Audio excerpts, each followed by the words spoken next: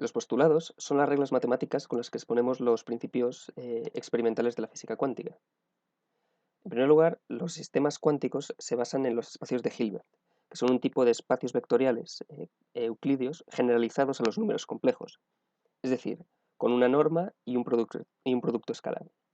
Es importante también que estos sean separables, entre otras cosas, para poder definir bases ortonormales dentro de ellos.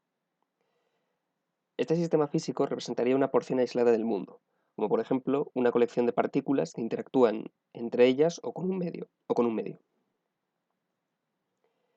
Por las propiedades de este espacio vectorial, el número de partículas debe ser constante, por lo que no se pueden representar fenómenos relativistas, como la conversión energía-materia. Además, el hamiltoniano, que es la función de la que se extraen los estados del sistema, no es invariante bajo las transformaciones relativistas de Lorentz. Dentro de este marco no relativista, la representación de los estados del sistema físico viene dada por las funciones de onda o de estado. Como en estos casos la representación es continua, estas funciones dependen de sus coordenadas espaciales o sus momentos, ambos medibles experimentalmente. Por otra parte, estas funciones también dependen del tiempo, pero en cuántica es un parámetro y no es posible observar. Esta es una función compleja y no tiene significado físico por sí sola. Es su módulo cuadrado lo que corresponde con una probabilidad de encontrar a la partícula o partículas en un determinado punto del espacio o con un determinado momento. Estas funciones satisfacen la ecuación de ondas especial, que es la ecuación de Schrödinger. Su combinación también es otra función de onda. Para representar un sistema físico deben ser univaluadas y continuas, tanto ellas como su primera derivada, y especialmente ser normalizables, para que podamos dotarlas de una densidad de probabilidad.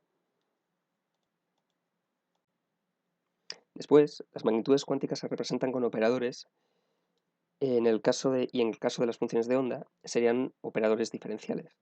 Cuando estas magnitudes son medibles, hablamos entonces de observables, que deben representarse por operadores lineales y hermíticos. Cuando los operadores tienen un análogo clásico, se pueden construir a partir de los operadores de posición, que sería la propia variable espacial, y el operador momento, que está aquí representado. Como por ejemplo, podríamos obtener para el observable energía, representado por el hamiltoniano.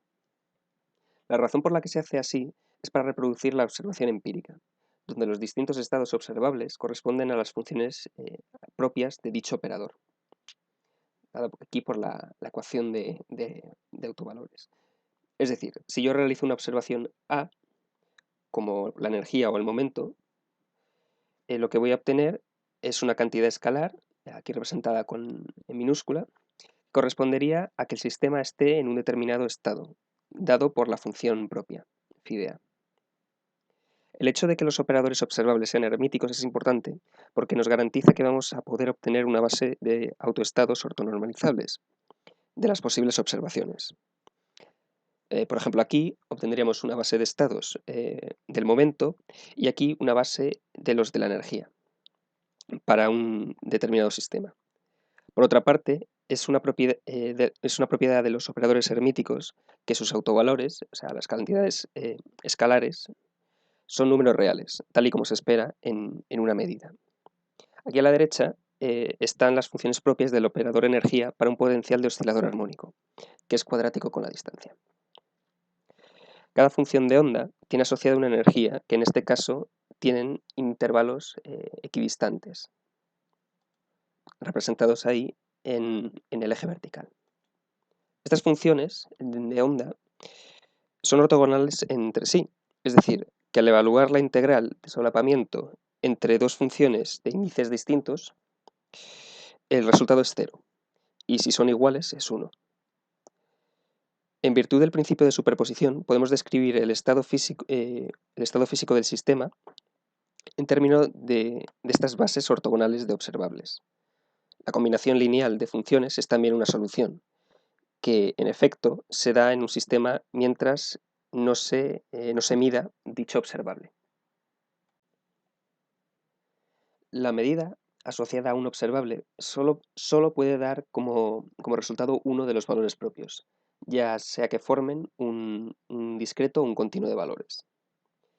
El proceso por el cual surge uno de estos valores es aleatorio y se conoce como colapso de la función de onda. La probabilidad de que el sistema esté en uno de estos estados viene dada por el cuadrado de la integral de Solape entre la función de onda y la del estado propio. Tras la medida, la función de onda pasa a ser dicho estado. Por último, la evolución temporal del sistema entre dos observaciones consecutivas viene dada por la ecuación de ondas de Schrödinger.